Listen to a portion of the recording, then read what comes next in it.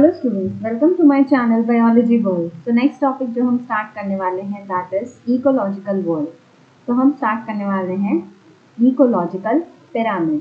तो we are going to start ecological pyramid. अब ये जो इकोलॉजिकल पिरामिड्स होते हैं इसको हम एल्टोनियन पिरामिड्स भी बोलते हैं। इसको हम एल्टोनियन पिरामिड्स भी बोलते हैं क्योंकि एल्टोनियन नाम के साइंटिस्ट ने इसके बारे में हमें पहले बताया था। ठीक है, अब ये जो हमारा इकोलॉजिकल पिरामिड है एक्चुअली ये होता क्या है, तो इट इज हम कह सकते हैं कि ये क्या होता है, तो ये एक ग्राफिकल रिप्रेजेंटेशन होता है। तो it is a graphical representation, it is a graphical representation of different trophic levels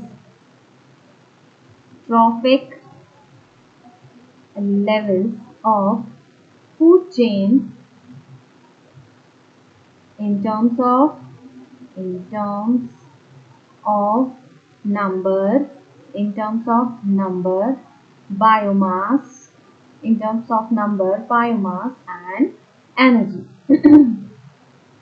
तो इकोलॉजिकल पिरामिड का मतलब होता है कि ये ग्राफिकल रिप्रेजेंटेशन होता है डिफरेंट ट्रॉफिक लेवल्स का। तो डिफरेंट ट्रॉफिक लेवल का ये ग्राफिकल रिप्रेजेंटेशन होता है in terms of number, in term of biomass and in term of energy. ठीक है, तो ये होता है एल्टोनियन पिरामिड का मतलब। अब इसमें क्या होता है, तो हम देखेंगे कि इसके अंदर सबसे पहले हमारे पास होते हैं प्राइमरी कंज्यूमर्स। तो हमारे पास क्या होते हैं, तो सबसे पहले हम नीचे बनाएंगे जो बेस होता है हमारा दैट इज प्राइमरी प्रोड्यूसर्स। तो जो हमारे बेस होते हैं वो कौन होते हैं, प्राइमरी प्रोड्यूसर्स। उसके बाद हमारे पास कौन होते हैं, उसके बाद हमारे पास होते हैं प्राइमरी कंज्यूमर्स, जिसको हम और क्या बोल सकते हैं, जिसको हम बोलते हैं हर्बीवोर्स, जिसको हम और क्या बोल सकते हैं, हर्बीवोर्स। उसके बाद होते हैं हमारे पास कार्निवोर्स, उसके बाद हमारे पास क्या होते हैं, कार्निवोर्स होते हैं। ठीक है, हम देखेंगे नेक्स्ट चीज जब भी हमें इकोलॉजिकल पिरामिड बनाना होता है तो हमें किन चीजों का ध्यान में रखना होता है। तो हम देखेंगे थिंग्स टू रिमेंबर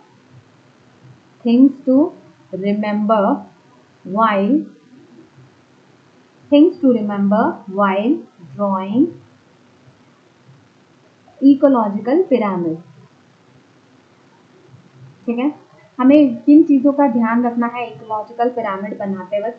तो सबसे पहले ये ध्यान रखना है कि जो बेस होता है, बेस ऑफ पिरामिड, ठीक है, जो बेस ऑफ पिरामिड है उसमें क्या आना चाहिए, उसमें आना चाहिए प्राइमरी प्रोड्यूसर। ठीक है, तो जो बेस ऑफ पिरामिड है उसमें आना चाहिए प्राइमरी प्रोड्यूसर। दूसरी बात है कि जितने भी मेंबर्स होते हैं, all members of one trophic level, ठीक है, all members of one trophic level should be counted. ठीक है, शुड बी काउंटेड। ठीक है, तो एक ट्रॉफिक लेवल के जितने मेंबर्स होते हैं सबको हमें काउंट करना चाहिए। It is drawn for food chain, किसके लिए ड्रॉ किया जाता है, तो it is drawn for food chain. तो ये फूड चेन के लिए ड्रॉ किया जाता है। मेनली किसके लिए, मेनली फॉर जीएससी, तो मेनली फॉर जीएससी, जो ग्रेजिंग फूड चेन होता है ना उसके लिए इसे ड्रॉ किया जाता है।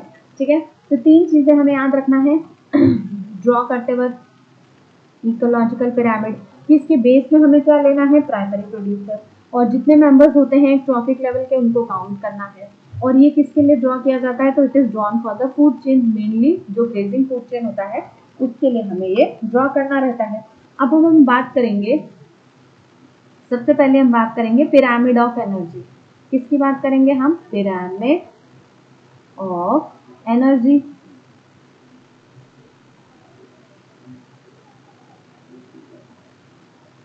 ठीक है, पिरामिड ऑफ एनर्जी। अब ये जो पिरामिड ऑफ एनर्जी होता है ये हमेशा कैसे होता है, ऑलवेज अपराइट। ठीक है, ऑलवेज अपराइट। अब हम जो बना रहे हैं वो काय के लिए बना रहे हैं, पिरामिड ऑफ एनर्जी के लिए। तो सबसे पहला हम देखेंगे, सबसे पहला हम किसके लिए बना रहे हैं, ग्रासलैंड के लिए। किसके लिए बनाएंगे अपन, ग्रासलैंड के लिए। तो ग्रासलैंड के केस में हम देखेंगे कि हमारे पास सबसे पहले क्या है, तो हमारे पास है प्राइमरी प्रोड्यूसर, उसके बाद है हमारे पास हर्बीवोर, और उसके बाद है हमारे पास कार्निवोर।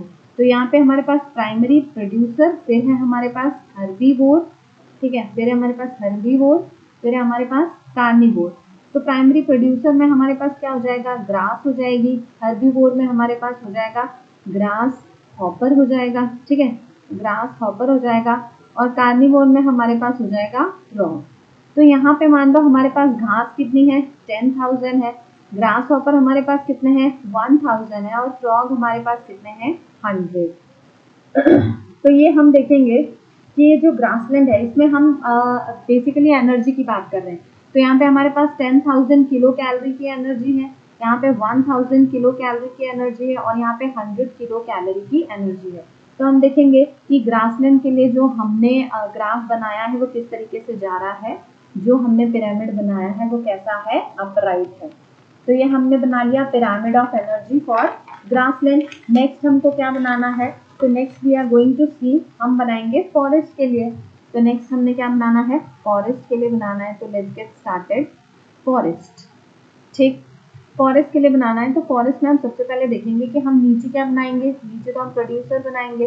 तो प्रोड्यूसर फॉरेस्ट के केस में क्या था, प्रोड्यूसर हमारे केस में था ट्री। तो प्रोड्यूसर क्या था, ट्री। उसके बाद हमारे पास क्या है, बर्ड्स। तो प्रोड्यूसर्स थे, फिर क्या थे, बर्ड्स थे हमारे पास। तो ये फॉरेस्ट हो जाएगा। फॉरेस्ट में अपन ने क्या बनाना है, ट्री और बर्ड्स बना देना है। अब इसके लिए भी हम देखेंगे कि जो नंबर है वो कैसा आएगा, नंबर कैसा आएगा इसका, जो ग्राफ बनेगा वो अपराइट बनेगा। तो ग्राफ कैसा बन रहा है, अपराइट, मतलब ग्राफ कैसा बन रहा है, अपराइट बन रहा है एनर्जी के लिए, मतलब ट्री की जो एनर्जी है वो ज्यादा है और बर्ड की जो एनर्जी है वो क्या है, कम है। तीसरी अपन बात करेंगे एक्वाटिक सिस्टम की, ठीक है। तो तीसरी अपन किसकी बात करेंगे, एक्वाटिक सिस्टम की। इसमें भी हमें एनर्जी के लिए ग्राफ बनाना है। तो एनर्जी के लिए ग्राफ बनाएंगे तो हम देखेंगे कि फाइटोप्लैंक्टन्स की एनर्जी ज्यादा होती है, उसके बाद जूप्लैंक्टन्स की होती है, उसके बाद स्मॉल फिशेस की होती है। तो यहाँ क्या हो जाएगा, फाइटोप्लैंक्टन्स हो जाएंगे, ठीक है। तो यहाँ क्या हो जाएगा, फाइटोप्लैंक्टन्स। यहाँ पे क्या हो जाएंगे, जूप्लैंक्टन्स हो जाएंगे। तो यहाँ क्या हो जाएंगे, जूप्लैंक्टन्स। और यहाँ पे क्या हो जाएगी, स्मॉल फिशेस हो जाएगी। तो यहाँ पे क्या हो जाएंगे, स्मॉल फिशेस। तो हम देखेंगे कि एनर्जी जैसे जैसे ऊपर जाती है एनर्जी कम हो जाती है, ठीक है। तो ये हो गया पिरामिड ऑफ एनर्जी। नेक्स्ट हम बनाएंगे पिरामिड ऑफ नंबर। तो अब नेक्स्ट क्या बनाना है अपने को, पिरामिड ऑफ नंबर। अब ये जो पिरामिड ऑफ नंबर बनाएंगे तो ये भी हम 3 चीजों के लिए बनाएंगे। तो कौन सी 3 चीजों के लिए बनाएंगे, तो पहले हम बनाएंगे ग्रासलैंड के लिए। किसके लिए बनाएंगे, ग्रासलैंड के लिए। उसके बाद हम किसके लिए बनाएंगे, फॉरेस्ट के लिए। तो हम बनाएंगे ग्रासलैंड के लिए, फिर हम बनाएंगे फॉरेस्ट के लिए, और तीसरा किसके लिए बनाएंगे, एक्वाटिक सिस्टम के लिए। किसके लिए बनाएंगे, एक्वाटिक सिस्टम के लिए।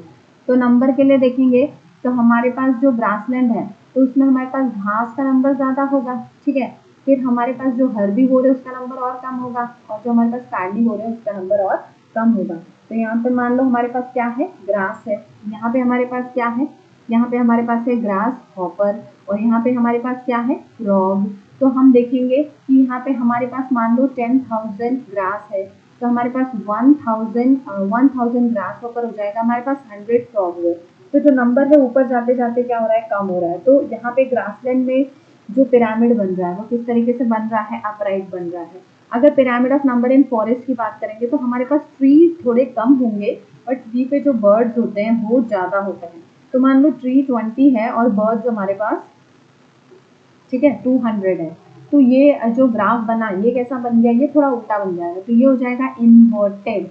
तो ग्राफ कैसा हो गया यहाँ पे, इन्वर्टेड फॉरेस्ट के केस में, ठीक है। अब एक्वाटिक सिस्टम की बात करेंगे तो यहाँ पे भी नंबर के केस में देखेंगे कि हमारे पास फाइटोप्लैंक्टन ज्यादा होंगे, उसके बाद जूप्लैंक्टन होंगे, उसके बाद स्मॉल फिशेस होंगी। तो फाइटोप्लैंक्टन का मतलब नंबर हम समझ सकते हैं, फाइटोप्लैंक्टन का नंबर, जूप्लैंक्टन का नंबर और स्मॉल फिशेस का नंबर। तो फाइटोप्लैंक्टन का नंबर मान लो कि 1000 है, ठीक है। जूप्लैंक्टन का नंबर मान लो कि 500 है, और इसका नंबर है 50। तो यहाँ पे भी हमको जो ग्राफ मिल रहा है वो किस तरीके का मिल रहा है, इन्वर्टेड नहीं, ये कैसा मिल रहा है हमको, अपराइट मिल रहा है, ठीक है। तो कैसा ग्राफ मिल रहा है हमको, अपराइट। अब अपन नेक्स्ट बात करेंगे तो यहाँ देखेंगे कि ये जो फॉरेस्ट वाला जो हमें मिला है, ठीक है, ये जो फॉरेस्ट वाला मिला था ये थोड़ा सा यूनिक हो गया है, ये इन्वर्टेड हो गया है, बाकी दोनों हमें अपराइट मिले।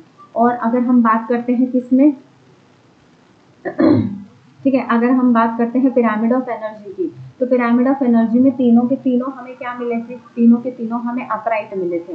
तो यहाँ का जो ग्राफ है वो भी हमें अप राइट मिला था, फॉरेस्ट का भी जो मिला था वो क्या मिला था, RIGHT अपराइट मिला था, और एक्वाटिक का भी हमें क्या मिला था, अपराइट मिला था, ठीक है।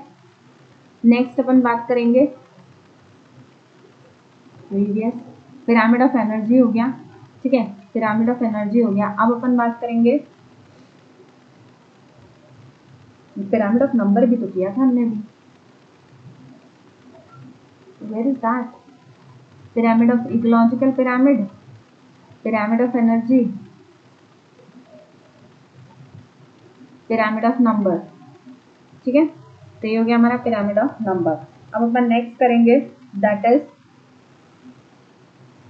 नेक्स्ट अपन करेंगे पिरामिड ऑफ बायोमास, ठीक है। तो क्या करना है अपने को, पिरामिड ऑफ बायोमास। अब जो पिरामिड ऑफ बायोमास है वो भी 3 जगह बनाएंगे अपन। कौन से 3 जगह बनाएंगे? तो सबसे पहले कहाँ बनाना है इसको अपने को, ग्रासलैंड में बनाना है, ठीक है। फिर दूसरा कहाँ बनाएंगे अपन, फॉरेस्ट में बनाएंगे, ठीक है। फिर तीसरा कहाँ बनाएंगे, वहीं बनाएंगे जहाँ हमेशा बना रहे हैं, मतलब एक्वाटिक इकोसिस्टम में बनाएंगे, ठीक है। तो ग्रासलैंड में आ जाते हैं। अब ग्रासलैंड में देखते हैं कि जो बायोमास होता है, तो बायोमास जो घास का होता है, तो घास का बायोमास ज़्यादा होगा। उसके कंपैरिजन में उसके ऊपर जो हमारे पास रहता है कार्निवोर्स, उसका थोड़ा कम हो जाएगा, और एकदम हाई लेवल पे आएंगे तो और कम हो जाएगा। तो ये हो गए हमारे प्रोड्यूसर, ठीक है, ये हो गए हमारे कंज्यूमर, ठीक है, और ये हो गए हमारे टॉप कंज्यूमर्स, ठीक है। तो ये क्या हो गया, हमारे टॉप कंज्यूमर हो गए। तो ये ग्रास हो गया, ग्रास ऑपर हो गया। तो हम देखेंगे कि यहाँ पे जो बायोमास का पिरामिड है, ये भी कैसा बनेगा, अपराइट बनेगा। कैसा बनेगा, अपराइट। फॉरेस्ट की बात करते हैं, तो जो ट्री होता है ना, ट्री का बायोमास ज़्यादा होगा और उसके ऊपर जो बर्ड का बायोमास है कम होगा। तो हो जाएगा ट्री का बायोमास, और ये क्या हो जाएगा, बर्ड का बायोमास। तो जो हमारा ग्राफ बनेगा वो कैसा बनेगा, अपराइट बनेगा। एक्वाटिक इकोसिस्टम की बात करते हैं ना, तो जो हमारी स्मॉल फिशेस होती हैं उनका बायोमास ज़्यादा हो जाएगा, जू प्लैंकटन का उससे थोड़ा कम होगा, और फाइटोप्लैंकटन का बायोमास और कम हो जाएगा। तो हम यहाँ पे देखते हैं कि मान लो फाइटोप्लैंकटन का हमारे पास 1000 केजी हो रहा है, इसका हमारे पास 1500 हो रहा है, और इसका हमारे पास 2500 केजी हो रहा है, या ग्राम में कंसिडर कर सकते हैं, ठीक है। तो ग्राम्स में कंसिडर करें तो इस तरीके से हो सकता है। तो ये क्या हो गए हमारे, ये हो गए फाइटोप्लैंकटन, ये हो गए हमारे जूप्लैंकटन, और ये क्या हो गई हमारी, ये हो गई हमारी स्मॉल फिशेस। तो हम देखेंगे कि यहाँ पे जो ग्राफ बन रहा है ये कैसा बन रहा है, इन्वर्टेड। तो अगेन हम देखेंगे कि पिरामिड ऑफ बायोमास जो है, ठीक है, पिरामिड ऑफ बायोमास जो है, I will do it with the red pen. तो ये जो पिरामिड ऑफ बायोमास है ये हमें मिल रहा है इन्वर्टेड। और जो pyramid of number in forest था, will go to the previous page. तो पिरामिड ऑफ नंबर ये जो फॉरेस्ट में था ये इन्वर्टेड हमें मिला है। बाकी सारे जो भी ग्राफ अभी तक हमको मिले हैं, तो ये सारे ग्राफ हमें किस तरीके से मिले हैं, ये सारे के सारे ग्राफ ही हमें मिले हैं अपराइट। तो सारे ग्राफ अपराइट हैं, सिर्फ pyramid of number in forest and pyramid of biomass, pyramid of biomass in aquatic ecosystem, ये हमें कैसा मिला है, ये हमें मिला है इन्वर्टेड। अब अपन नेक्स्ट पेज पे आते हैं, और अब हम पढ़ेंगे लिमिटेशन ऑफ इकोलॉजिकल पिरामिड, ठीक है। तो हम पढ़ेंगे कि क्या क्या लिमिटेशंस होते हैं। तो देयर आर सर्टेन लिमिटेशंस।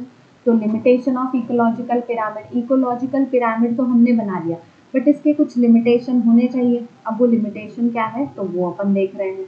तो what are the limitation that we are going to see, ठीक है।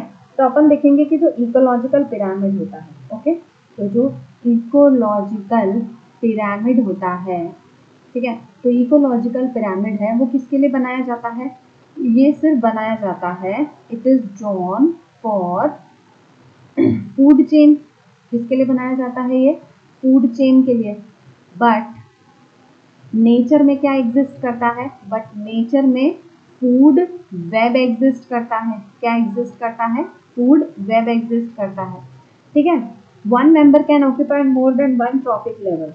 यहाँ पे क्या होता है, कुछ लोग ओमनीवोर्स भी होते हैं। तो जो वन मेंबर है ना, एक मेंबर हमें एक से ज़्यादा जगह पे मिलता है, तो वन मेंबर कैन ऑक्यूपाई, हम देखते हैं कि एक मेंबर है can occupy more than one trophic level, more than one trophic level, ठीक है। More than one trophic level मतलब ओमनीवोर,